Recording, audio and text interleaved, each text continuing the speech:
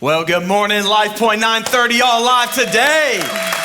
Woo! Man, what an amazing time of worship, and so grateful to have you today, whether you're in person with us or like Pastor Chris said, maybe you're watching online to our online campus. Can we welcome everybody in today, no matter how you got here? We're grateful. Maybe you heard a church was talking about sex and you're like, I don't know. I'll go hear what they got to say about this subject. But we really are honored that you'd be a part of this. And I don't know what it is about this stage, but it got a significant upgrade in beauty. I don't know. What's up, girl? Would y'all help me welcome my wife, Emily, to the stage today? Good morning, We're so everybody. glad to have you. You know, we are in part 6 of this relationship series we're calling MIXTAPE, Love, Sex, and Marriage. And I just figured, like, you can't do a relationship series without having a female perspective. Y'all, we've had enough males' opinions on this. It's time for a woman's voice, right, ladies? Come on. That's all I'm saying. She's gonna rewrite some of this stuff, but I love it. I love that we get to do this together, and it's a lot of fun. So y'all get to hear from me all the time. Why don't you introduce, I don't know, yourself, our family a little bit, whatever you want to share. I'm Emily. If you don't know me, I'm also the family ministries pastor here at LifePoint. Nate and I, we have 3 kids, Shaw, Rosalie, and Evie, and we are actually celebrating our 15th wedding anniversary coming up this July. Let's go. Super exciting. We got married when I was 20. Thank God we made it through. Yes. But we are here, and we've actually served at LifePoint Ministry all 15 of those years. In fact, longer than that. Nate's going to be celebrating his 16th year in ministry next week. Wow, So 16. it's awesome. That's crazy. So obviously, we live together and work together. And that doesn't work for everybody, but it works for us most of the time. Most of the time. But That's another I just sermon. attribute that just to our amazing LifePoint family. Yeah. Our church family We has love you always guys. supported us and cared for us and walked alongside of us as we have grown in our relationship and in our roles as leaders here. So thank you, LifePoint family, for coming alongside of us and helping us along in life. You can give it up for that. Blessed. So today's topic is can be a little heavy and awkward, so we want to have a little fun to kick off the morning. So we'd like to play a game with you guys, little audience participation. We're going to call this game Audience Choice. So what we're going to do is we're going to put 2 questions on the screen, and you're going to let us know which of those 2 questions you want us to answer about us by cheering, okay? Uh-oh. So I'll read the questions, and rough. then I'll go back, and you're going to let me know which one you want us to answer, okay? Right. So, first set of questions. Do you want to know our favorite hobbies or our favorite Netflix series? So if you want favorite hobby, let's hear it. Okay. Okay. All right. If you'd like to hear our favorite Netflix series, let's hear it. All right. All right. There it is. There it is. Why don't you answer this one first for you? You know, I typically, probably different. I do a lot. Most of my spare time, I'm just reading the Bible, the Greek, the Hebrew, but once in a while, I'll slump. No, I'm kidding. Favorite all time, this is so tough. I'd probably have to, this isn't a Netflix series, although it's on Netflix. And I would probably say Breaking Bad might be all time. We definitely binged that on Netflix. I hate to admit this, Ozark. Any Ozark fans, y'all? Oh my goodness. Those are my 2. What do you got? That was rough. For me, it's Stranger Things. I Yeah. love Stranger Stranger Things Things. good. I'm still waiting on that 3rd season.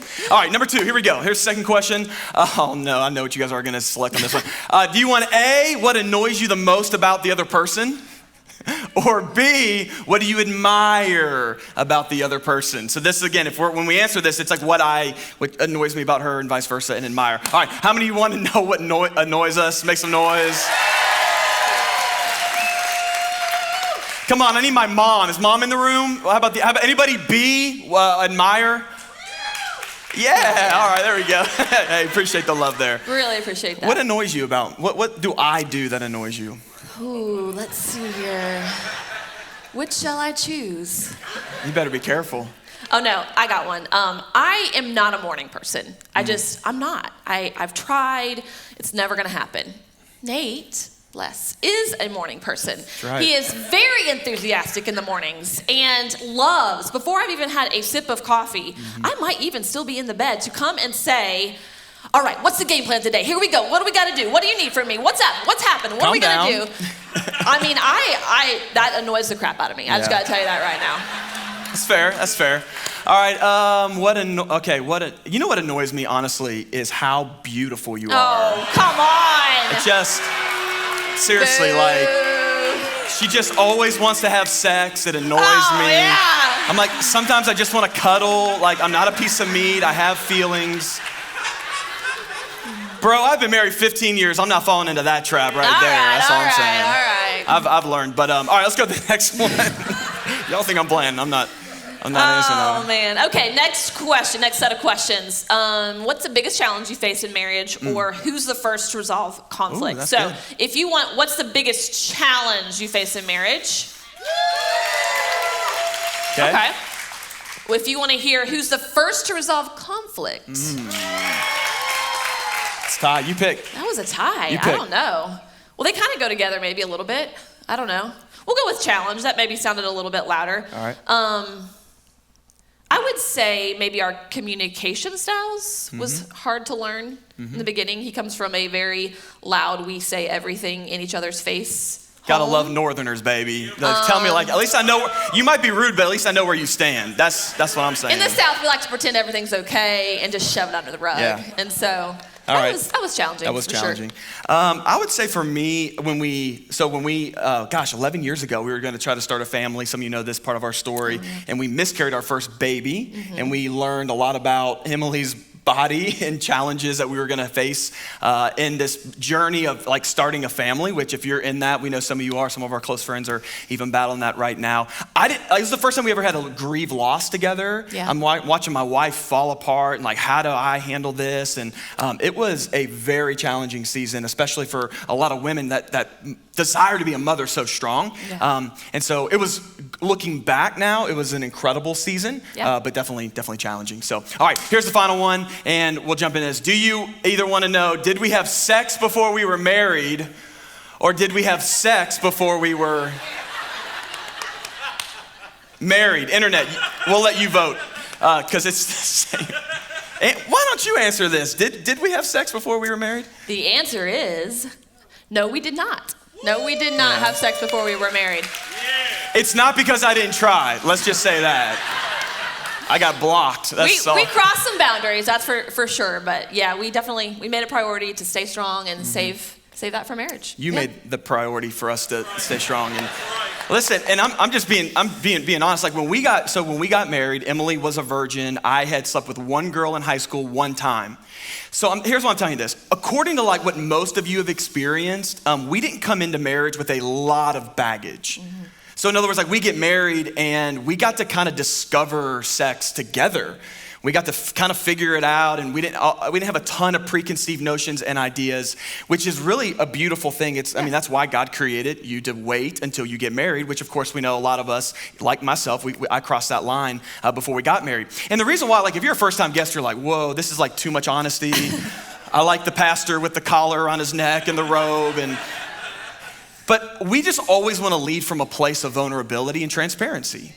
Because look, like even though we have a title, pastor, in front of maybe our name, we are human, we are real, we are struggling, we are dealing just like you are. And so that's why today I'm so excited really to talk part 2 on this subject of sex. Now I say part 2 because last Sunday, Pastor Chris did a phenomenal job, didn't he?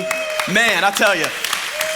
I love our teaching team, and Chris talked about the 30,000 foot view level of sex. He called it the power of sex. If you have teenagers and they didn't watch the message, you should literally have them watch it and discuss it, because it's all about the theology or the doctrine of sex. Where did it even come from? And today we're gonna drill in a little bit closer, and we're gonna talk about sex in marriage. And here's why we're passionate about this, and honestly, it's because having a regular, healthy sex life in marriage is one of the greatest indicators of a healthy marriage.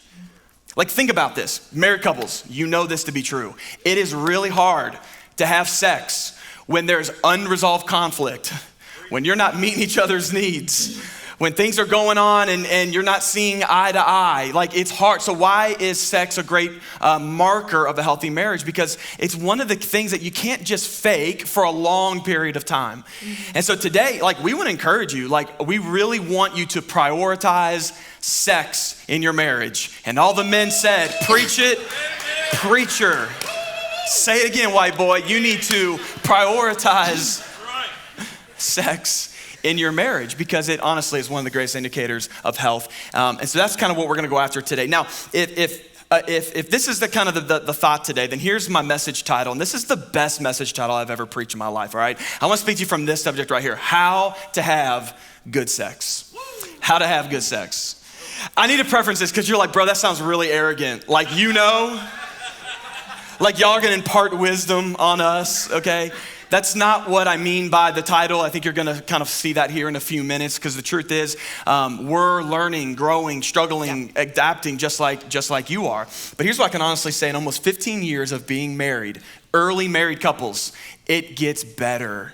It really does get better if you're willing to work at it. So how to have good sex, here's the big idea. If you don't get anything else today, if you gotta leave, if your kid's number gets on the screen and they're burning down kids ministry and you don't hear anything else, I want you to grab this right here, okay?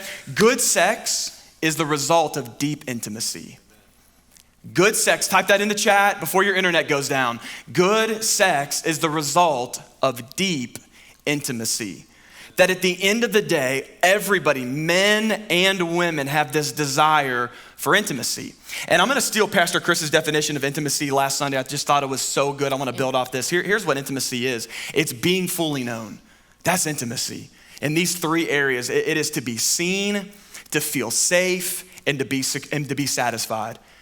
Every person in this room, watching online, we have a desire to be fully known, intimacy into UIC. And that is to be seen, to feel safe, and to be satisfied. But here's the reality though. There's one thing you have to have in order to experience intimacy in a marriage. Without this, you can't have it. And it's this word called trust. Trust. I mean, look, if I'm about to open up to this girl and just let you see fully into me, I gotta know that I can trust you. Women opening up to men, I need to know I can trust you with my emotions, trust you with my body, trust you with my inconsistencies, trust you with every part of my life. So here's what I'm telling you this. If you are struggling with intimacy, that's the fruit. The root of it ultimately is a trust issue. And so tell us a little bit about, as we were kind of unpacking this a little bit, different types of intimacy. Because I think a lot of us, at least me before preparation, I always thought of intimacy as like physical and emotional, but there's actually more to this than maybe meets the eye. Yeah, so we're gonna just talk about quickly 4 main areas of intimacy, and they all have to do with trust that Nate was talking about. So the first one is emotional intimacy. I trust you with my emotions. This is being able to share and feel like your partner is someone who is safe and you can trust with your emotions. The second one is intellectual intimacy. I trust you with my ideas and my opinions. We may not see eye to eye on everything, but we need to be able to talk about it and trust one another with that. The third one is sexual intimacy. I trust you with my physical body. Yeah. I feel safe in my most vulnerable state, that our bodies are just for each other. And the fourth one is experiential intimacy. I trust you with my hobbies, what I love to do. We can experience things together and have fun together and grow in the day to day. Yeah. So those are those 4 areas of intimacy that we're gonna kind of dive into today. Yeah, and this was new to me. I mean, this might be worth taking your phone out, taking a picture of the screen, because what's interesting is guys, like we tend to feel connected and intimate. We experience intimacy like this. Now, if you've been a part of this series, you know that we've been looking at these 5 relational elements that everybody has to deal with, right? These are 5, this is an all play, whether you believe in God, don't believe in God, not sure what you believe about God. There are 5 key relational elements that all of us interact with. And it's not just about having the elements, it's about putting them in proper order. So for men, we tend to feel connected. This is sex. This is the physical, the emoji wink right here. And there's just something about men having physical interaction, having sex within a marriage where you feel connected to your spouse. Matter of fact, if you don't believe me, psychologists have already determined that men are most likely, ladies, to open up right after having sex. Why is that? Because it's part of how God's maybe hardwired us. Now, again, we're making broad stroke claims here. We're not saying every guy, we're just saying generally speaking, most men, it's with the physical touch. The other one is social, or like we just read, experiential. Like there's just something about as a dude, like we want to experience things together. Like I always say, guys learn better shoulder to shoulder versus face to face. Like parents, if you're raising boys, try sitting on the bed and don't make them look you in the eye. Talk to them shoulder to shoulder. It's kind of the way God has hardwired us. So there's just something about like going on adventure and making memories and having fun together. I think one of the most important things, married couples, is you need to have fun. fun. Man, I'm gonna say it again, like you need to fight for fun. Figure out what is it that you enjoy doing together? Where's your commonality? And then do a lot of that. Make memories, because especially for the guy, that adventure, that sense of hardwiring, I'm telling you, it makes a guy feel connected to you on an intimate level. So here's kind of a quick thought before we learn the women here. Married couples, when was the last time you had fun together? Without the kids?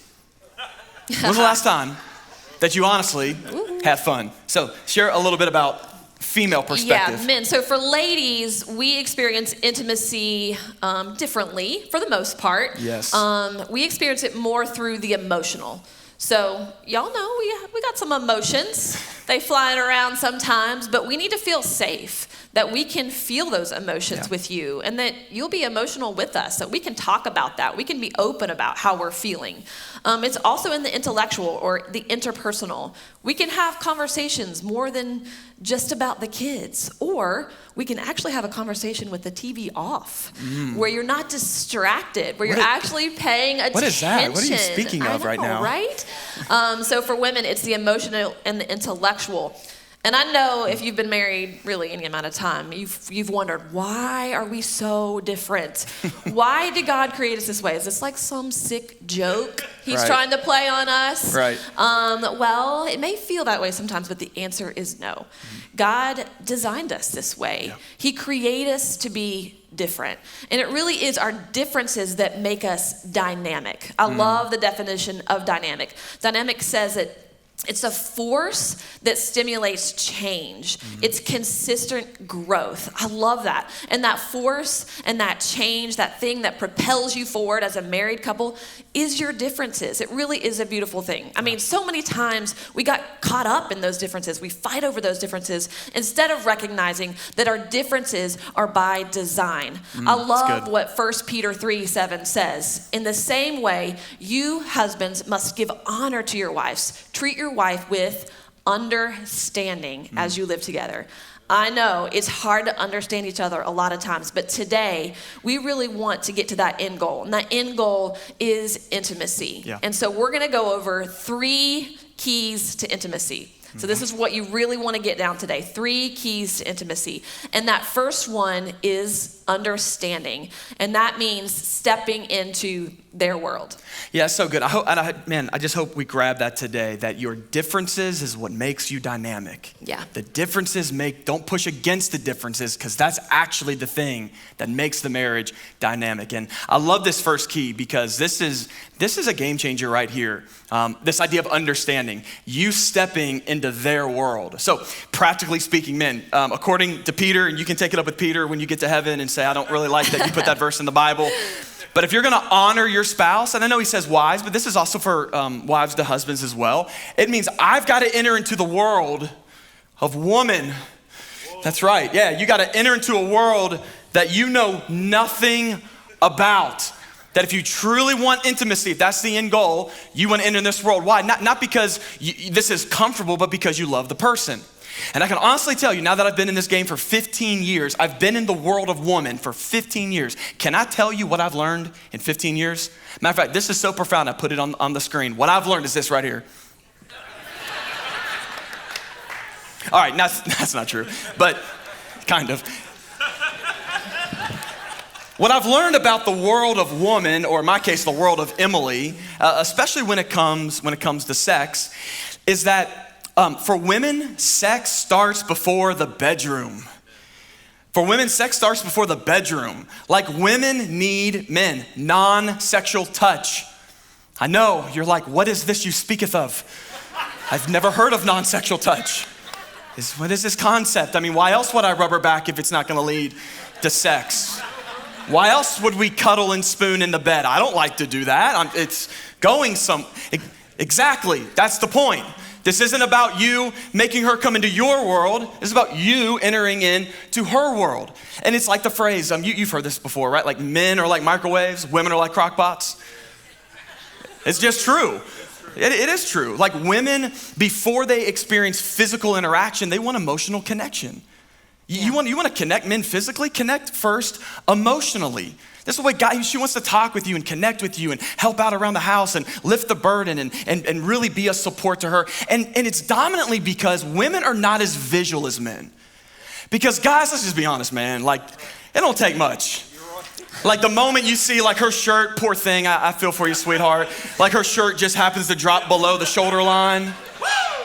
And he sees the skin. All of a sudden, like he's ready to go. Like, do you want to know how long it takes a man to get ready to have sex? 10 minutes before you asked. More like yesterday. Yeah, we wake up ready. That's how long it takes us. But it's not like that though. It's different for women. Let me say it like that. Women aren't as visual. So men, like you walking around the house, shirtless, flexing, peck popping like Terry Crews, it don't. No. That don't work on her. She's seen too much of you already, okay? But I will tell you something though. Something happens to your lady, gentlemen, when she sees a vacuum in your hand.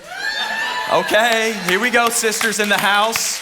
Something happens to her when you start folding that laundry, when you fix that squeak in the door that's been there for a month that you said you would get to a month ago. Something happens when you take the shift at night and get the kids ready for bed and you write her little notes and you plan them around the house. Something happens to your woman when you text her randomly in the middle of a day, an inappropriate text in a good way.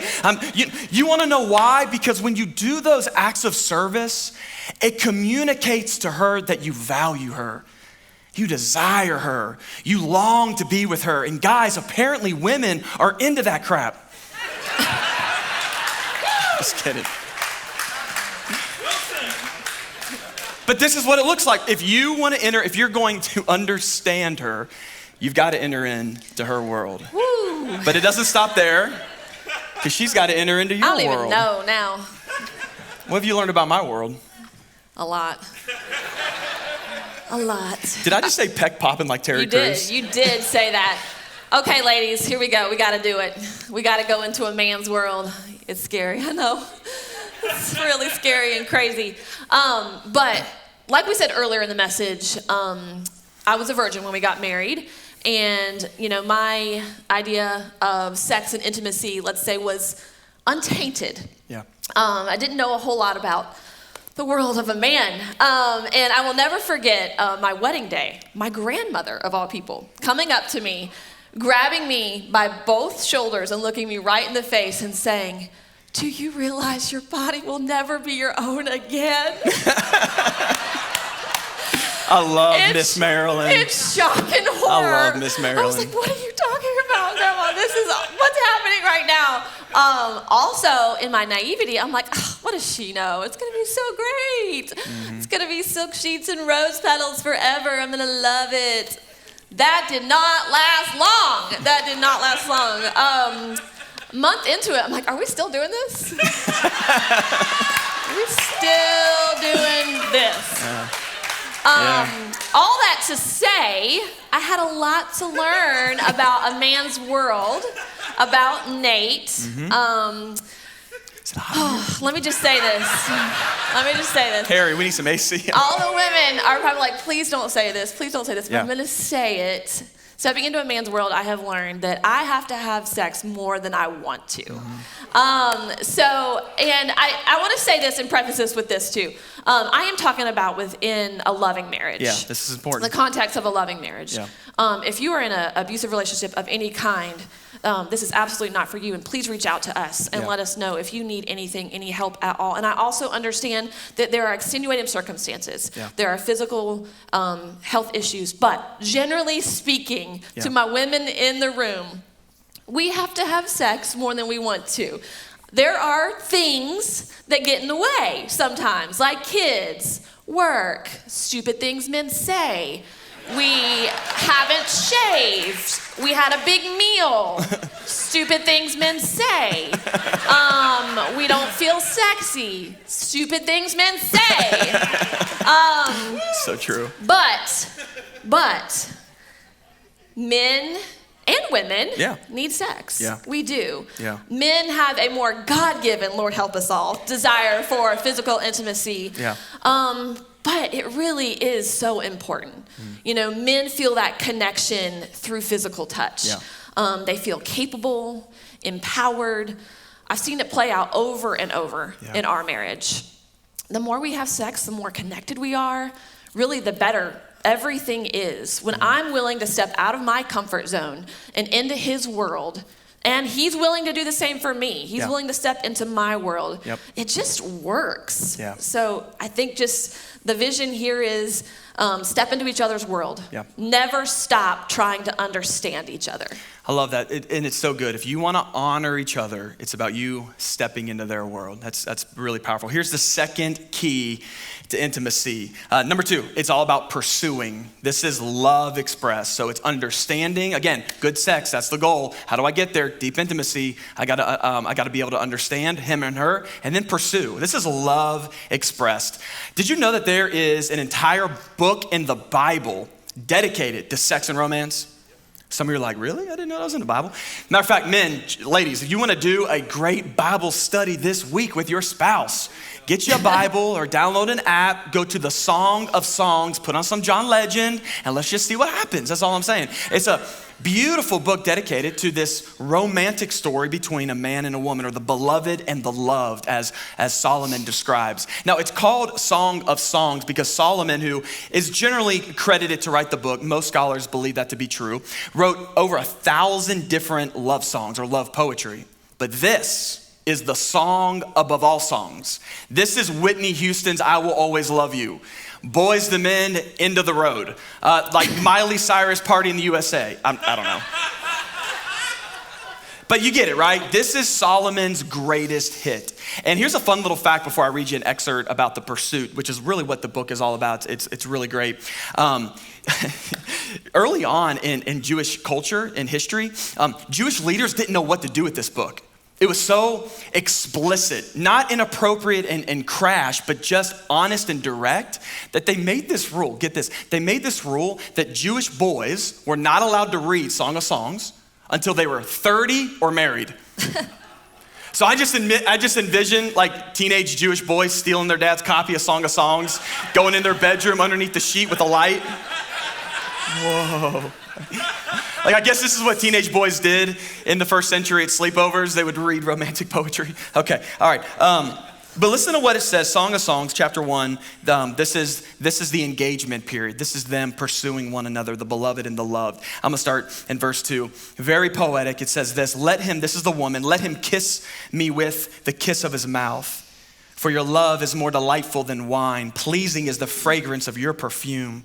Your name is like perfume poured out. No wonder the young women love you. Take me away with you. Let us hurry. Let the king bring us into his chambers. And look at verse 7. Tell me, you whom I love, where you graze your flock and where you rest your sheep at midday. And why should I be like a veiled woman beside the flocks of your field? And here's the man, I like you, my darling, to a mare among Pharaoh's chariot horses. Yes, he compared her to a horse, Old Testament. Don't try it now. Your cheeks are beautiful with earrings, your neck with strings of jewels, and we will make you earrings of gold studded with silver. Now, again, this is very sort of Old Testament poetry here, but it's this idea of this intense pursuit of one another, how they love each other. And I don't know what it is, married couples, about marriage, but have you found it so easy like I have to stop pursuing each other? Isn't it easy? It's like you get married and, a couple years in, you're comfortable and you're always around each other, that you stop doing what you used to do. Because listen, gentlemen, you once were good at pursuit because you're married. That's how you know. You remember that when you were dating, when you were engaged? Like you would actually shave. And you would plan an elaborate date, and you would take this little bottle with that clear stuff in it called cologne, and you would spray it on your body, and you would put on a shirt that didn't have a sports team logo on it. And then you'd clean out your car, and you would wash it, and you would go pick her up. Like you used to have some game. And now you're like, I haven't worn cologne since my wedding day. Like, and that's the problem. And ladies, remember, you were a romantic and you pursued him. Remember when you used to actually take interest in what he liked? You didn't like those things, but you liked him and he liked those things. You used to actually shave your legs in the winter. Now you're 10 years into this marriage and your legs don't see a razor from fall back on the calendar to spring forward. That is Am I not preaching a the personal truth? example. That is the truth. That is not a personal example. I'm like, girl. That's general. Like, what are we going for here? But it's like, listen, this is this idea of don't ever stop pursuing. Remember that love that you used to have? That's what it's gonna take to keep this intimacy. Let me take you to the next part, chapter 2, and I'm just giving you a couple excerpts here, but man, I love the word of God, let me tell you.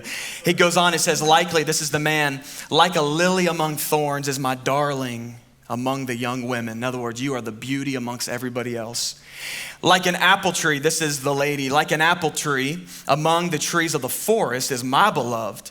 Among the young men, I delight to sit in his shade, and his fruit is sweet to my taste. Yes, that is a sexual innuendo right there. I'm not a fan of word art, like in home. Some of you got the word art, like home is where the heart is, and that's like in your dining room. That's not my style, but I'm for this kind of word art right here. I want to stay in your shade and taste your fruit, okay? Some of y'all need to get that as a gift and put it in the bedroom, but I'm just saying. But here's the beauty of this. You know what they're doing? This is them prizing each other with their words. See, love pursued is a key to intimacy. It is not just in what you do, it's in what you say. It's reminding them, you know what, babe, you're my standard of beauty. Hey, the moment you get married, ladies, he's your standard of beauty. Not some Photoshop, Instagram, Playboy type image. No. This is my image of beauty right here. This is my standard. You got to prize each other with your words and never stop pursuing one another. That's so good. Yeah. I'm going to clap for myself. That's good. That's good. Listen, this is for me tonight, not for you, so it don't matter. You don't have to clap. I don't need an audience. Why do you always got to set me up like that? All right, what's the third key? What's the third key? So the third key to intimacy is protecting. Yeah. A shield against temptation. And I love what 1 Corinthians 7 says about this very thing. It says, the wife does not have authority over her own body, but yields it to her husband. In the same way, the husband does not have authority over his own body, but yields it to his wife. Do not deprive each other, except perhaps by mutual consent and for a time, so that you may devote yourselves to prayer. Then come together again so that Satan will not tempt you because of your lack of self-control. So when preparing for this message, I really don't think I had ever thought about sex being a shield for my marriage. I don't think we give the power of sex credit for really protecting our marriages. But I think what Paul is trying to tell us here is that we really do have to plan, prioritize, yes, even schedule sex. I mean, it's so easy for sex and intimacy to take a backseat to everything else. Right. Kids, work, we get it. Life is crazy, it's busy. And I think our culture has really just set this standard of busyness that's like impossible to keep up with, but we try. Yeah. And all we have left for each other is leftovers, if anything at all. And if you're like us, the longer you go without sex, the harder it is to get back to it. It's like, you have that friend that you haven't talked to in a really long time. You're like, oh, I'm going to call them tomorrow or, the next week. And then weeks go by, maybe even months go by.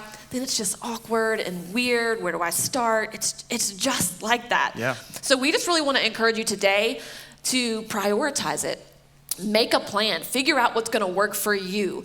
And I'm going to tell you right now, having your kids in your room doesn't say, I really want to work on my sex life. So if your kids are sleeping in your room, in your bed, you got to get them out. You got to put your spouse at the top. They have to be the top priority. Yes, even above your kids. Yes. Why? Because sex really does protect. Yeah. It insulates your marriage. It creates this connection like no other. It's a safeguard. The world is trying to pull us away from each other in so many ways. It is absolutely obsessed with sexual immorality, but not just that, but it's that busyness, it's the kids, it's everything trying to pull us away from each other. But sex allows you to connect on a deeper level than anything else. I think the key takeaway here is have a vision. Yeah. Have a plan for your sex life. I think you can approach intimacy kind of like you build a fire, When you build a fire, it's real easy to get that initial flame, but it takes a diligent effort to maintain. That's good. And when the fire goes out, you don't blame the fire. You get up and you do something about it. You fan the flame, you put some more firewood on. And romance is the same way. When romance dies in your marriage, you don't blame the marriage. You have to do something about it. You got to get up. You got to fan the flame. You got to make something happen. You got to prioritize it. Romance is never accidental. It is always intentional. That's good. Always. I think another really great aspect of the verses in Corinthians is Paul really trying to show us the value of sex and the value of sex in the right context. And I think this can be for married couples, but it also can be for singles who aren't having sex or shouldn't be having sex. It's easy to be convinced that that sex doesn't carry a lot of weight and a lot of value, especially in certain moments. Let me ask you a question. Have you ever gone to the grocery store hungry? Like really, really hungry? Do you ever make good decisions like when you're super hungry? No. You don't. You always end up buying tons of junk. Right. You totally blow your budget and you leave buying nothing that you intended to buy. Right. Making decisions when you're empty, when you're hungry, always leads to regret. It reminded me of the story in the Old Testament of Jacob and Esau. If you're not familiar with that story, it's about these two brothers, Jacob being the younger brother, Esau being the older. And Jacob tricks his brother Esau into making an extremely valuable decision while he was literally starving. Yeah. So Esau was a hunter and he went out hunting for several days. And when he came back, he probably hadn't eaten all that time. He was on the verge of starvation. His brother Jacob presents him with a bowl of soup and says, I will give you this soup if you give me your firstborn birthright, which in that time was extremely valuable. Yeah. And Esau takes the bowl of soup. He compromises and takes something of little value for temporary satisfaction.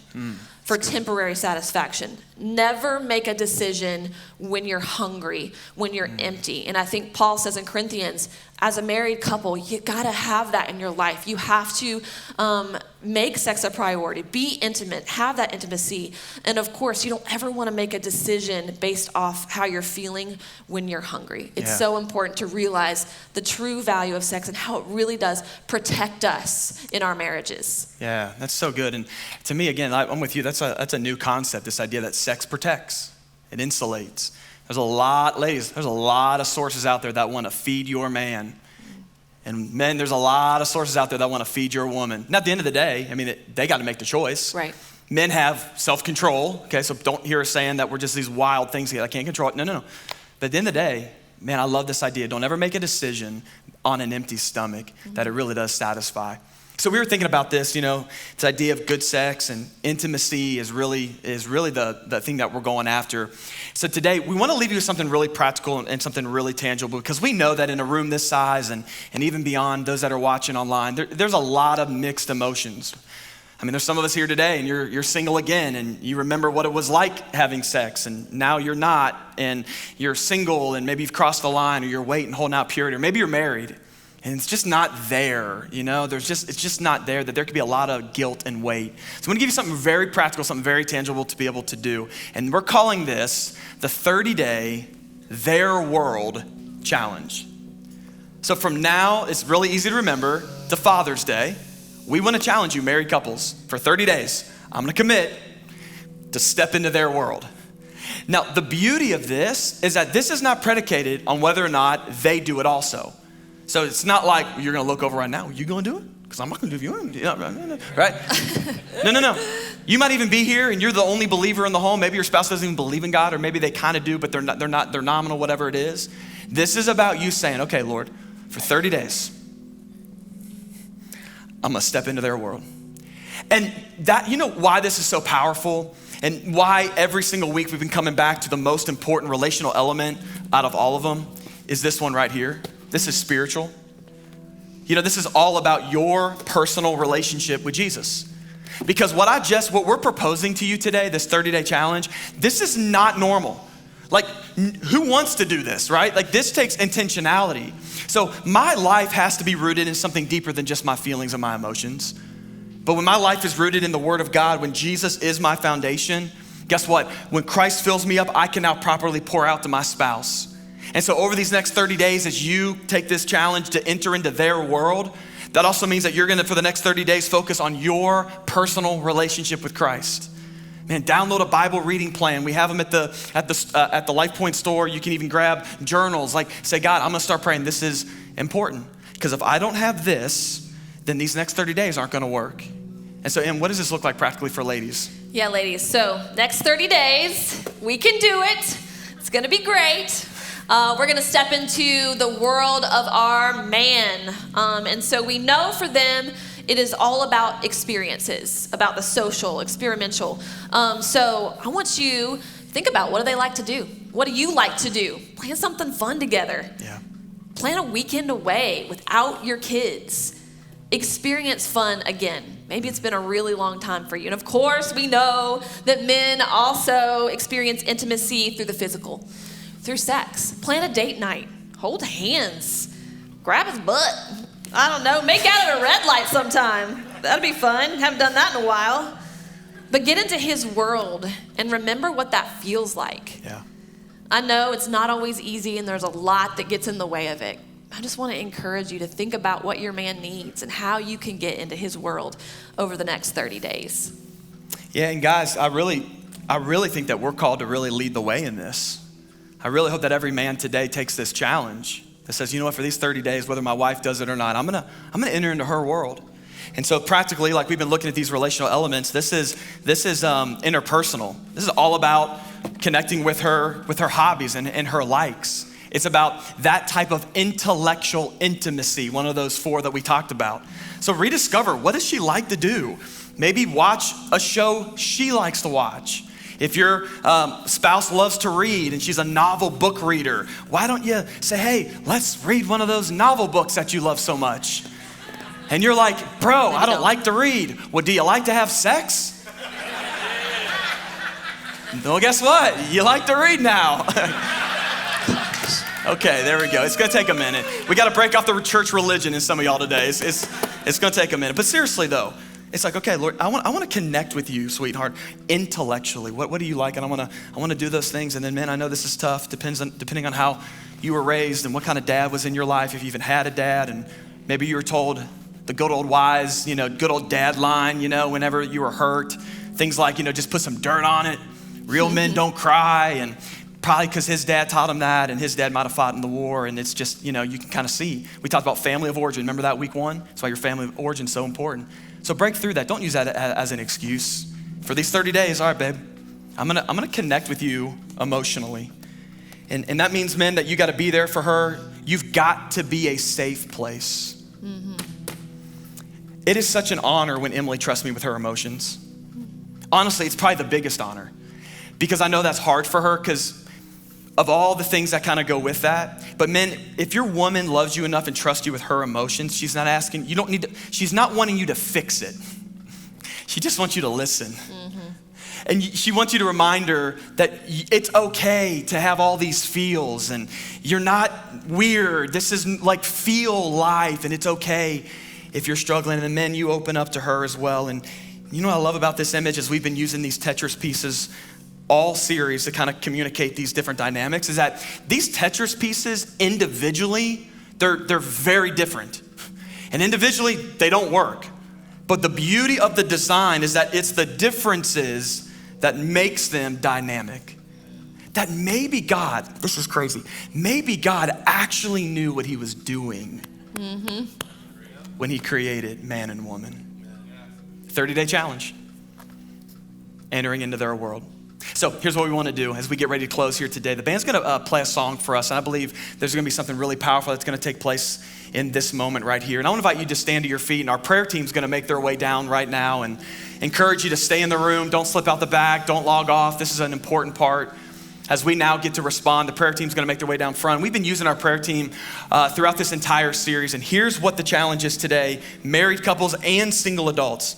If you're going to take the 30-day challenge, and you're gonna enter into their world, we wanna pray for you because you got some obstacles ahead of you. In other words, during this song, we wanna pray for your sex life. And I know you're like, that's weird. But listen, it's only weird because the church doesn't do it. It's not weird because it's weird. It's weird because you're not used to it, because we forgot about this in church. It's become a performance that you attend, not a family that you belong. And so we want to pray over your sex life. Yeah. And if you choose to come forward and just have somebody pray over you, they're not going to ask you any questions. You're more than welcome to tell them if there's something broken going on in your life. You're more than welcome. They'd love to pray for you. But if you don't, you just come over and they're going to pray for you, because here's what I know. The enemy does not want you to take this 30-day challenge. The number 2 reasons of divorce in America, sex related and money. Those are the number 2, top 2. And so we know that there's a battle that we're in. And I just figure, since the devil doesn't take a day off, hey, maybe we shouldn't take a day off. That's right. If the divorce rate is out of control in our culture, maybe we can actually start to fix it here within inside of the church. Yeah. But you've got to be bold, and you've got to be willing to take a step and say, all right, 30 days, I'm in, we're doing this. I need somebody to pray for us. Maybe this could be the beginning of something fresh and new that you've been looking for.